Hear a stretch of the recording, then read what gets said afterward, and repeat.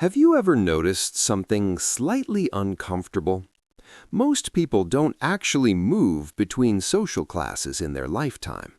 They work harder, they earn more, they buy better things, but mentally they often stay in the same place. A person born poor dreams of reaching the middle class. A middle-class person dreams of becoming rich. A rich person dreams of staying rich. And yet the structure of society, the pressure, the anxiety, the comparison, the financial stress, barely changes.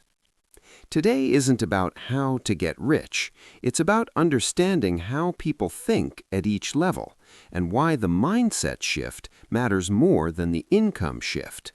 Not to judge, not to motivate, just to see clearly.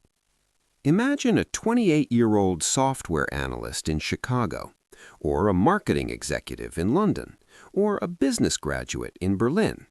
They earn enough to pay rent, student loans, groceries, a car payment, and a few subscriptions. Not poor, not wealthy, comfortably strained.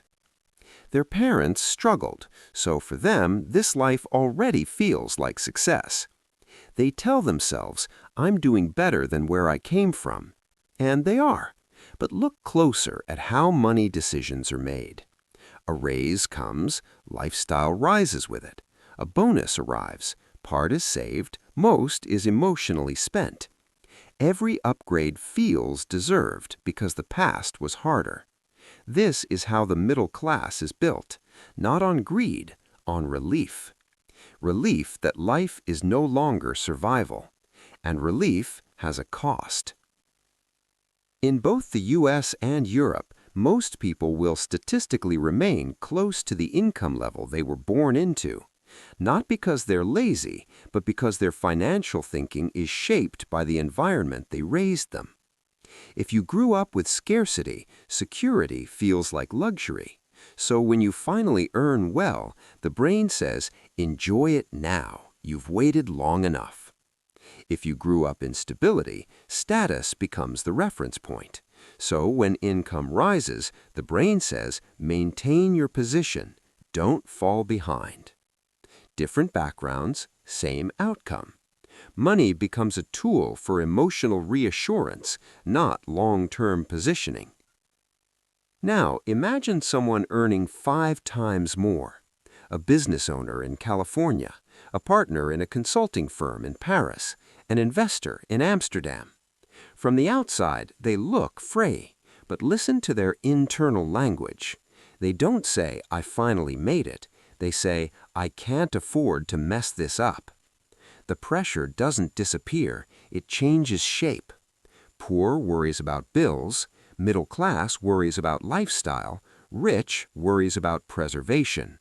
Same anxiety, different numbers. This is where the myth breaks. Becoming rich doesn't automatically move you into a rich society mindset. It often just makes you a higher paid member of the same psychological system. A rich society isn't defined by income. It's defined by how people relate to time, risk, status, and security. In a financially intelligent society, people think in decades, not months. They measure progress in resilience, not appearances. They understand that money's main function is optionality, not consumption. But most people, even wealthy ones, are trained by culture to think in pay cycles, social comparison, short-term comfort, and visible success. So the system keeps repeating, earn, spend, protect, fear, repeat. The real transition is not poor to middle class to rich. It is from reactive thinking to structural thinking. Reactive thinking says, what can I afford now? What do others expect from me?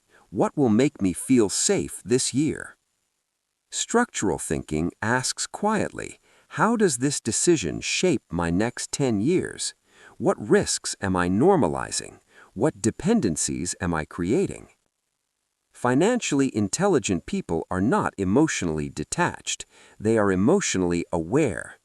They know that comfort today can quietly tax freedom tomorrow. They know that status is expensive. They know that stability is built long before it is visible. Not through tricks, not through shortcuts, through alignment between time horizon and behavior. So, when we talk about moving from poor to middle class to rich, the income ladder is only half the story. The deeper movement is psychological, from urgency to patience, from comparison to position, from consumption to control. Not control over others, control over your own future options. This isn't about becoming wealthy. It's about understanding what kind of society you are mentally participating in. A survival society, a status society, or a long horizon society. No fear, no hype, just awareness. If this way of thinking made you pause and reflect, you may want to see more discussions like this. You can support the channel by subscribing.